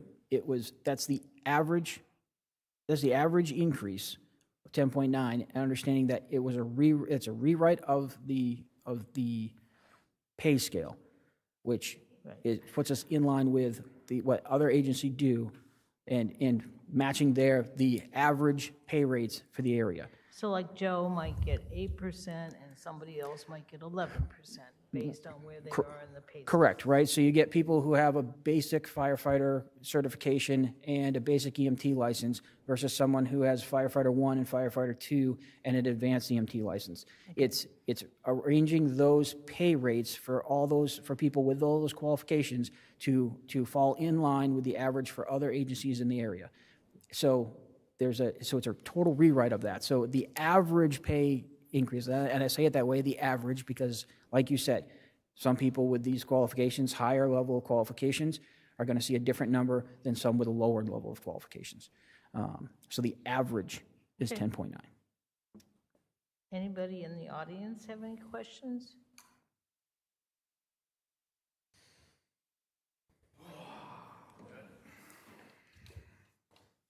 From Tom Wachowski, Cape Road. From a small business owner standpoint, that side of the opinion, I hate investing money into something and having that fall apart or not see a return for it. So when we're, as a town, sending young people, inexperienced people out to get training at the cost to taxpayers, and then not realizing that gain because we won't pay them enough to stick around, I don't want to say it bums me out, but that's, kind of how I look at it. Arguably, fire department, sanding, and Hollis Rec are the 3 programs that are funded by taxpayers. Obviously, there's more, but that have the most direct effect on Hollis residents. And I feel that those programs, above some others, should be well-funded or at the very least competitive. I understand it's not realistic to compete with SACO, but if we can be close, then I feel like, and he's asking for, I think, was it 10.9, and everybody else was getting 20. We're giving them half of a raise that all the other towns were getting. Hopefully that will keep our people here. They lost, what, you guys lose a 5-year? Somebody who was here for 5 years, you just bailed for a different town that was paying better? Yeah, actually, I'm happy to speak on that because, a decision that goes against what the Finance Committee agreed to last night could have new results of this and really screw over one of our employees. I have a firefighter paramedic that's been with us for 5 years, right? And they're highly trained, do a fantastic job for this department. We get letters and accolades from the hospital for some patients that they bring in because of the excellent care that they give, right? This person accepted a job offer from the city of Westbrook. They were supposed to start next month. They came to me and told me that they were accepting that offer and that they would be leaving. This is a full-time member of our department, firefighter paramedic. To put that in perspective, we only have 2 because firefighter paramedics, the highest license level we can get in EMS, are hard to find and hard to get trained to be here in Hollis. This person told me a couple of weeks ago they accepted that job offer, and I don't want to lose this person. So I showed them. He's the only department member that I showed this updated proposed pay scale to, and said, this is the proposed pay scale. If this passed, would you stay? And he said yes, he would. So he was actually on shift last night. I come here, we had an hour-long discussion about my budget. The Finance Committee approved it 4-1. I went back to the station because there was training last night, and he asked the question, hey, how'd it go? They passed it 4-1. Today, he called the other agency, called Westbrook, and rescinded his acceptance of that offer and told me he was staying here. To go back on that decision that the Finance Committee made last night is going to tear him apart, and it's going to really diminish what we have with this person. He's never going to trust us again. And this is, and I'm not saying that it's your fault that happened. I understand that the Finance Committee made the decision. He made a decision based on that. And going into this process, and perhaps it was wrong to understand that it was a theory and a thought that I was going to be presenting to both boards at the same time. I thought I was going to be dealing with the Finance Committee and the Select Board at the same time when I presented my budget. I was a little disheartened to see that I wasn't. I still was hoping that I wasn't going to have to do this presentation all over again. And these people he was happy with that thing. And again, he's the only one who knows about the proposed changes, because I didn't want to get people's hopes up. But he made that decision, and he's sticking around with us because of this updated pay scale. And this is somebody that, as discussed, to replace this person, because we can't bring in firefighter paramedics because we don't pay enough to bring them in. So we have to bring in untrained people. The last full-time staff member we hired was a firefighter only. They just started EMT school when we hired him full-time.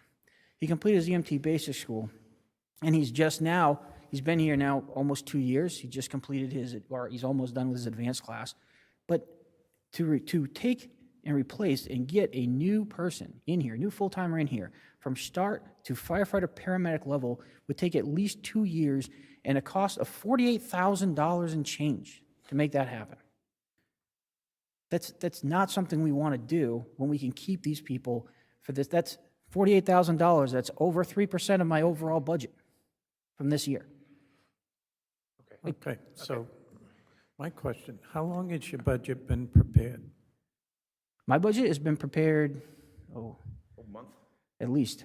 Okay, so, and this is the first we're hearing about it, besides the Budget Committee last night. But at the same time, the select board has not reached out to the department heads and talked to them about any plans they've had for their budget. Yes, I've discussed my stuff with the town manager, which as I'm supposed to do. When we got the new town manager, this is stuff we should have been made aware of. It left me and went to the town manager. But if we're looking at big increases like this, I think this should have been brought up before now. This is why, when I was doing the budget, I told you back in October, I wanted your stuff by the middle of December so we could I could brief the other two on the budgets.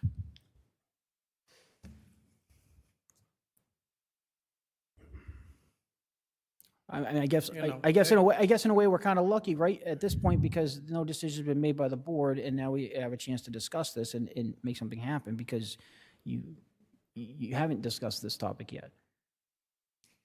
Yeah, but learning this tonight, I kind of feel like I'm a little bit handcuffed. So Jacob, I can ask you, how much did the fire department budget increase this year?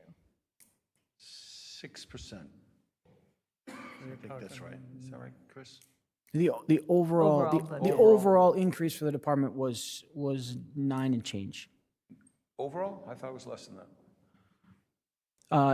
It started out less than that, but we had we had got contacted by the dispatch services, and the rates And they went up with our increased their dispatch services. So that is what impacted those with Biddeford Dispatch. And it's new contract year, and their town manager and their select board put out that they had to increase their rates. So. So is Dan still here? Dan is still on. I'm not sure if he wants to comment or not. He certainly can raise his hand if he feels like it.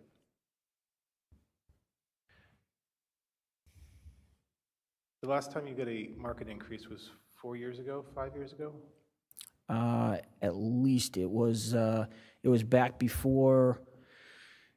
I think it was a year to 2 years before we got the retirement program took off, which I think was in 21. So I believe it was 21, 22. I believe it was 2019 or 2020 was a market adjustment, and it affected our full-time staff only. Okay. And what was the support like for that increase back then? So we've been doing budget meetings for 3 weeks, and frankly, I've only seen a couple of the select board members there, and I apologize because it was my assumption that you would participate in those meetings. Shame on me for not asking. That's why I asked the question today. If we have to repeat our budget meetings, so be it. If not, you can read the documents. If you have questions, we'll bring the people in that you want to ask the questions of. Let me make one final point about this, because I think we're beating it to death, and as it was beaten to death last night. Yeah. We're this far from possibly this crew heading to the union shop. If you want to deal with that, fasten your seatbelt. Any more discussion or anything, Mike? Who's to say it won't go to the union shop, even if we go this way? I know that the majority of our staff do not want to go the union route. The reality, they understand the reality that in most cases, the union protects the worst, employee of the group, right? So they don't want to deal with that. Nobody wants to deal with the inundation of potential grievances and whatnot, and all of the aspects that fall into line with union, with union contracts. You can throw out all the other things that you like to think that the town gets to decide on. When you're talking about collective bargaining agreements, everything is on the table, right? Pay, benefits, PTO, family insurance, working conditions, the fact that they're sleeping in a mobile home behind the fire station may very all come into account in a collective bargaining agreement with a union. The staff doesn't really want to go that route, but the ones that are set and want to stay with Hollis because they like They like who they work for, they like who they work with, they enjoy working for this town.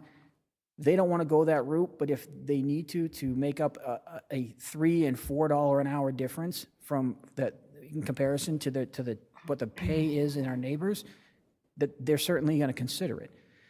It has been talk, especially amongst some that like the idea and others that don't. So, you know, I will say that it's certainly, you know, something to understand that they don't want to go that route, but, you know, there's only so long that they can sit there and say, you know, we want to get paid closer to the average pay of what everyone else is getting paid in the area, and the town says, nope, 3%, nope, 3%, as we have for the last 5 years. Okay. Mr. Chair? Yes. I'd like to call the, I'd Well, like to first, make we a got to, motion. first, point of order here, we got to settle the 3.25. Okay. I'll just say Well- thank you, Chris. I appreciate it. I think we need to. I'd like to make a motion. Wait, you got to, You And I gotta- will settle the 3.25 at the same time. no, you have a motion on the floor, you have, it's been motioned, seconded, you have to settle the motion on the floor. Oh, did we vote on the motion? We haven't voted Okay, on it. all right. We have a motion. We had the 3.25. Yes, Yeah, we made a motion, so call for, Did we vote? We didn't vote. we No, didn't we vote, didn't vote, that's so we why have you to got vote. to, you got to satisfy the motion on the floor first. Okay. But to discussion, clarity on this, if we vote yes for the 3.25, that would exclude the firemen? no, it would include them, so. It would include it? Yeah. Okay. Okay, then let's call for a vote. Vote. Roger? How do you vote? Torn.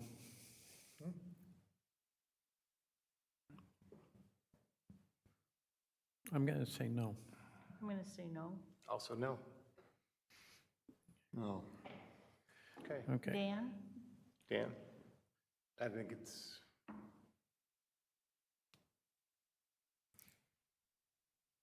I'm listening, but was only planning on voting if I need to break a tie. okay, I think that's fair. So the motion didn't pass. So did you Right. have another? Yep. You have to do it that way. Now we've cleared that one out of the way. So you'd actually, if you, oh, listen to what you So I make a motion to give the fire department a 10.9% market adjustment without any COLA, and give the rest of the employees the 3.25% COLA.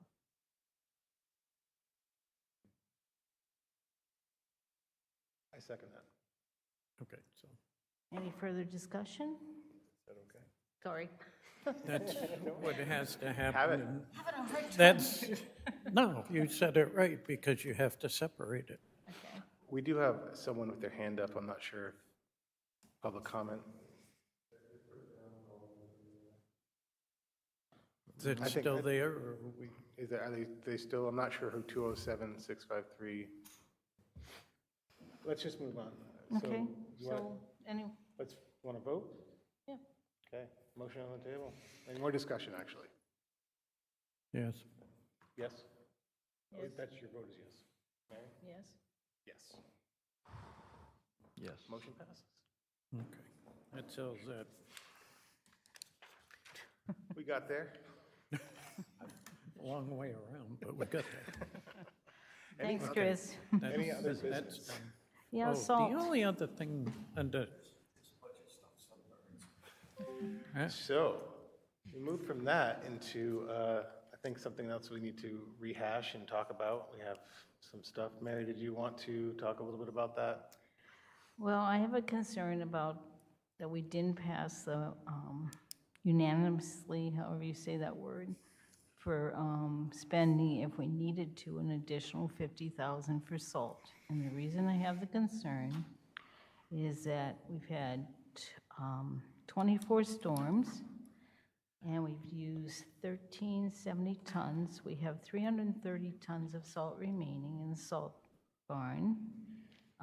When we got the 400 tons, the contractor used approximately 70 tons of salt. So I don't know if it's an average or if they use about 57 tons a storm, or maybe some storms are bad and some storms aren't, but we have enough for 5 to 6 more storms. We're in the middle of February, and next week we have a total of a possibility of 4 storms. You know how the weather people don't have to be very accurate. So I'm just really concerned that we sort of didn't sign anything and give the opportunity, if the road commissioner needs to get more salt, to get more salt. And I don't think it's saying that we're gonna spend the 50,000, it's just having the paperwork ready if we need it. So before we make any motions or anything, Roger, Dick, sorry. Roger. Because of the road commissioner did say that, you know, he's done fighting about it. If we run out of salt, he will use sand on the roads, and that would be an additional cost of having to clean up the sand on the roads in the spring, so. So Roger, Jack, are you kind of in the same feeling, let's wait and see, from 2 weeks ago, or are you in a different place at this point? Yeah, because I've only seen 2. We got one Friday night into Saturday. We're getting 3 to 6. And then the next one. So they say. And So they then say. And then, Monday, the 23rd, we're supposed to get dust under 1 inch combined. Thursday, the 26th, we're supposed to get one around midnight, and then another one around 6 p.m. that's going to go into Friday, the 27th, with 1 to 2 inches. That's the advanced forecast. Who yeah, knows? because But I've been looking at the 2, and one is going south of us. So missed that the one. thing of it is, all right, well, the thing of it is we're not saying we're committing the money, we're just saying that in the event that all of a sudden we need more sand, more salt. More salt, sorry. I'm gonna move over there. Yeah.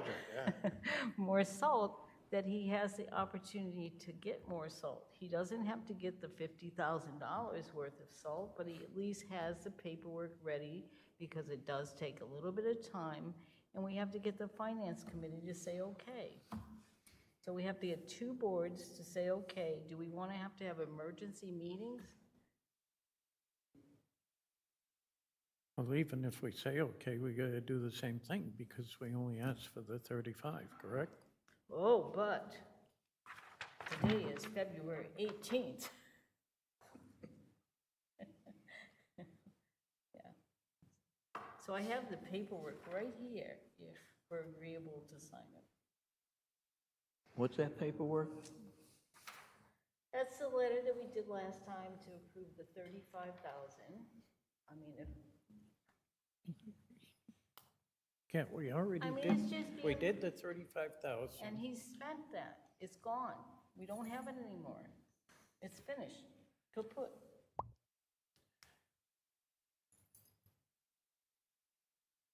Yeah, just to stress, you know, I think Jack and Roger understand that it's not, we're not spending, we're not saying, It's gonna be here's locked in a $50,000. file cabinet somewhere. Where, you know, to do it, you would have to talk to the town manager and say, you know, There was a good amount of misinformation on Facebook about this too. I'm not to bring up Facebook stuff, but that we are we are spending definitely $50,000 more on salt. That is not true. That is not what we're asking here. We're, in essence, this letter would just be asking, as Mary said multiple times, we'll just state it one more time for the record, we're looking to allocate an appropriate additional $50,000 for additional expenses related to snow and ice removal. Just appropriate, not spend. I will not approve it if you We got buy somebody in sand. it says in the letter, salt. The only thing that I'll approve is salt. And that's what it says in the letter. I don't care if the it contract says says that 2,500 right there. yards of sand, Salt. which First, would fill that barn down there, it which says we salt. don't need. Well, like I'm I going to ask said- for something on this, okay? I want to see the usage slips. How much have we used up to date? That's what I want to see, these What he slips. said was I would, 1,000, I want to see these slips. The slips are 3,070 being tons. turned in. Okay. Wait, say that again, Mary? He said we've used 1,370 tons so far. Okay, so we've And bought, he has not received storm sheets since 1/19/26. so, And I placed the call to get those sheets into him, Okay. because I want to see those sheets. And I want to see sheets from last year. I want to do a comparison yeah, on what's going on here with this material. what I'm trying to understand here is, we reserved 1,200 ton with 300 ton in reserve. So we've got the 1,500 so far. Is that what you're saying? And he wants another additional 600 ton, If he needs it. which will cost 49,000 Well, some that's odd 50 dollars. is what you're- So it's If made he out needs for it. 50,000. Right. If the town needs it. We have Christy who wants to actually make a comment and also open it up to the public here as well. So Christy, what would you like to tell us? Yes, I just have a question to better understand, like Roger. Like, are you worried that if you approve this, that he or they will spend an excess amount and like run through it too fast? Is that more of your concern? No, Okay, because then I guess I hear two different problems. Like problem number one, like we might need more. And, like, is it okay if we just get more in the event that we need it? Because at the end of the day, none of us are weather forecasters, and even if we were, we're always wrong, right? So like you're just here trying to guess what we're gonna need. The other problem is their usage and how they're going about this. Like you want to look at and analyze the data, that's fine, but it already happened. It's already gone. Like looking at that right now isn't really going to help the event that if we need more, we need to be able to pay for it. I think they're two separate things. Either just say, yes, it's okay, because what happens if we do get 3 nor'easters? Like they weren't on the forecast, but they happened. We're going to have to do something, right? You said the sand and the cleanup. How much is that going to cost? So are we just going to say no now and then something happens and now we just tripled our cost because we want to analyze the data because this is a new company and they haven't figured out everything yet? This is their first year. Like, of course, you're going to go through a learning process. And now after everything's said and done, you can go back and figure out how can we improve this for next year. But right now, we need to figure out what are we going to do in the event that we need something. And Christy. Again, like this is for, yes. Christy, just to correct, so everybody understands, we're not saying he's going to go out and purchase it tomorrow morning. We're just saying that we're going to have the paperwork there and hope maybe we won't need any more and we won't purchase anymore. But that we trust But our then, road you commissioner. know, because the road commissioner keeps track of how much they're using and what he has left.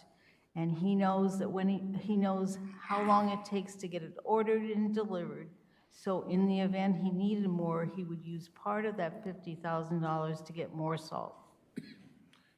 Oh, and I totally understand that, and I Okay, agree for all that. right. Just like the EMS services, I'm all for preparation. We might not need it, but that's the thing is, you might approve this, and then we don't even need to spend the money. That's the point. Right, Like, go thanks. ahead, but if we need it, then it's good to know that it's there. Anybody out here? Thank you, Christy. Anybody out here to comment before we close discussion? I think we, I want to make sure that we're absolutely sure of what you're saying. We're not intending to spend it. However, the 2, 3, or 4 days it would take to pull everybody together could cause us not to be able to get it. I was in Portsmouth last weekend. There is no salt pile at the Portsmouth Bridge. And I really am concerned that if we need it and we place the order, we don't get I'm sorry, the ship has sailed and you can't get it. That's all. It was just not to have to delay it if it's needed. I'll lock it in my lunchbox and not let anybody have it, I promise you, unless we have a legitimate need for it. okay, to answer your other question, Christy, what I look at is the dollars that we spend over and above what we have. And when I look back to 24, 25, yeah, we had money left over, but some of that's committed money. But also you have to take what's left over. You have to take those people who didn't pay their taxes, which is between 58,000 and 59,000. You've got to subtract that from the money left over, plus the money that needed to be spent for other programs that we've done. And that's where I get into making sure that we actually have the money to do things. And that's why I'm leery when it comes to expending over what we're spending. Do you see what I mean? So if we don't need to spend it, that's a good thing. Okay, so I think Christy, go for it. Sorry, you guys. And I understand that, Roger, but I still think not all expenses are as high up on the priority list as things like EMS and like road conditions. Because again, like we're talking, this impacts the safety of our residents. So that means a little more than other things that we might not be able to budget for then, but are also not as important to the health and the safety of the residents. I spent my lifetime in public safety. Thank you, Christy. All right, so it's pretty much the Okay. same exact argument or exact. My point is, Mike, and the whole thing about it, I will say, okay. The only thing I want to see bought is salt, if need be. I don't want any more sand, because we don't need the It's in sand. there, it should be in there. And it says salt. We went over that before. Yep. So, I would entertain a motion if you would like to make one, Ms. Hoffman. Roger's still reading over there. So who do I get those slips from? Who are they turned into? They haven't been turned in. Dennis has them. He has a few, he said, but he has been turning them in, because No, he I has called not. on it. Because that's what I was told, we don't have them all. so, That's why I called him, I said, I'd like to see these slips. Yep. So would you follow up on that with Robbie, how I get these slips? He's supposed to get them to him? It has been followed up. We weren't aware that you were making phone calls, but Rob has been, and they haven't showed up. It was mentioned today when I came in. I beg your pardon? It was mentioned today when I came in, okay, Yep. about the slips, that I was gonna ask for the slips. I said, we don't have them all, No, we don't. okay? So I didn't understand why, and I said, I was gonna call Dennis. And I said, I did call Dennis. I said, are you turning in the slips? And he says, yes, he has been, but he's got a few that he didn't turn in. And I says, I suggest you get them in. Good. This is a cost. I want to know where this stuff is going. That's all. I want slips from last year. They should be here. And I want to compare. These slips can tell you a lot, the weather conditions and what they were and how much we used on what type of storms. So let me ask a question. It's similar to Christie's. While you're studying the numbers and the snowfalls and we need the sand, what do we do? salt.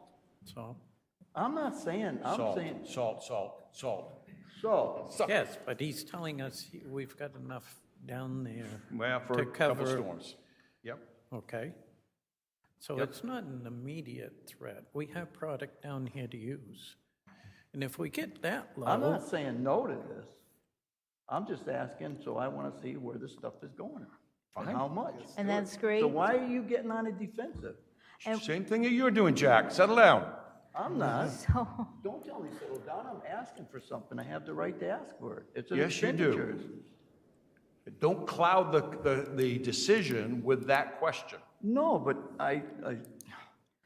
that's fine. I'm not saying no to that. It's for salt, but I don't want to see a whole shed full of salt for a whole summer. I'm glad you don't. So what we're I going to don't do is either. we're gonna probably move forward this with due diligence on your part to make sure that we are doing the right stuff, our contractor's doing the right stuff. That's what you're saying. Just want to make sure that that due diligence is being done. You're not saying no to this right now. No, I'm fine with that. Okay, all good. right. Okay, awesome. So we need a motion and a second, and once we sign it, it's a done deal. Well, let's still make a motion. I make a motion that we sign to have the availability of spending an additional $50,000, which were allowed by the state if we need more salt. Second? We need to get Dan's vote on it, too. Yeah. How do you vote, Roger? Well, it's already signed. Just make it audible. How do you vote? Yes, as long as, when it's necessary. I vote yes. I vote yes. Yes. Dan? Approve. What did Okay, thank you, Dan. Thank you, Dan. Thank you. Okay. Appreciate us working through that. That was really, actually great. That's what we're here for. We have, I don't think, we have an executive session? Nope. No. Come on. Let's do upcoming town committees and board meetings and head to public comment if we have it. So I'm just going to just read this out. Conservation Commission meeting on Thursday, February 19th at 5:30 p.m. The Finance Committee meets on Tuesday, February 17th at 6 p.m. The Planning Board, again, this is the public hearing Planning Board, so definitely attend either virtually or in person. The Planning Board meeting and public hearing on Wednesday, February 25th at 7 p.m. We meet again, Select Board and public hearing on March 4th at 6 p.m. The Planning Board meeting is after that on March 11th at 7 p.m. So that is the upcoming town committee and board meetings. I want to open it up to public comment if there is. Well, I do have a couple more things, real okay. quick. I just wanted to announce for people that our Boston Cane Award recipient is Shirley Walker. She turned 99 years old on February 15th.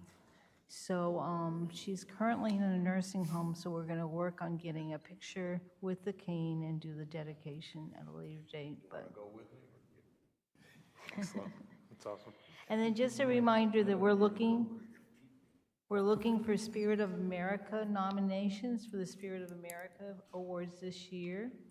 And I'll just read the purpose is to acknowledge excellence in various fields, including advocacy, arts, business, education, government, law, media, philanthropy, science, sports, and volunteer services. So if anybody has anyone that they would like to nominate, if you can please let us know. One of our, well, 2, 3, 4 of our recipients is here. Chip Courier was nominated a couple years ago, and then the hiring committee was nominated this last year. So there's lots of people that have been nominated, but we are looking for input. Can we get a close-up on Chip? Camera? Chip. Ken? No thanks. Could I get a close-up? I've been sweating all day. Get him on camera, please. And then just the Spirit of last, America. just the last reminder, many people know that we have an organization called Narragansett Number One Foundation, who provides grants to towns and organizations. They're a local group out of Buxton. They won, I don't know what they won, the Mega Bucks or something, and established a foundation. And those applications, if you want to look them up online, are due on April 1st. I just want to give people at least a month and a half to write them up, because I know Chip will be applying.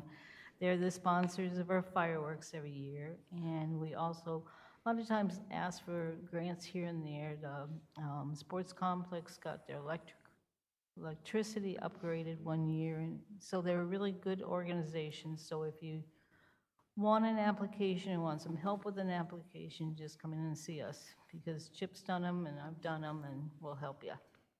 So that's all I have. Thanks, Mary. Sorry. No, don't be sorry. Sorry. I'll make sure that we put a little space down there, down there. Great. So public comment. Anybody here? Mr. Walters.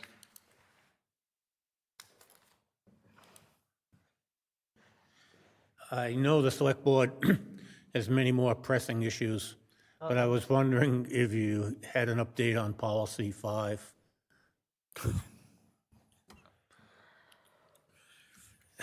And that's okay, I just And didn't that's want to just fall through the because cracks. I Policy think 5 is so is confusing. that the one, the snow one?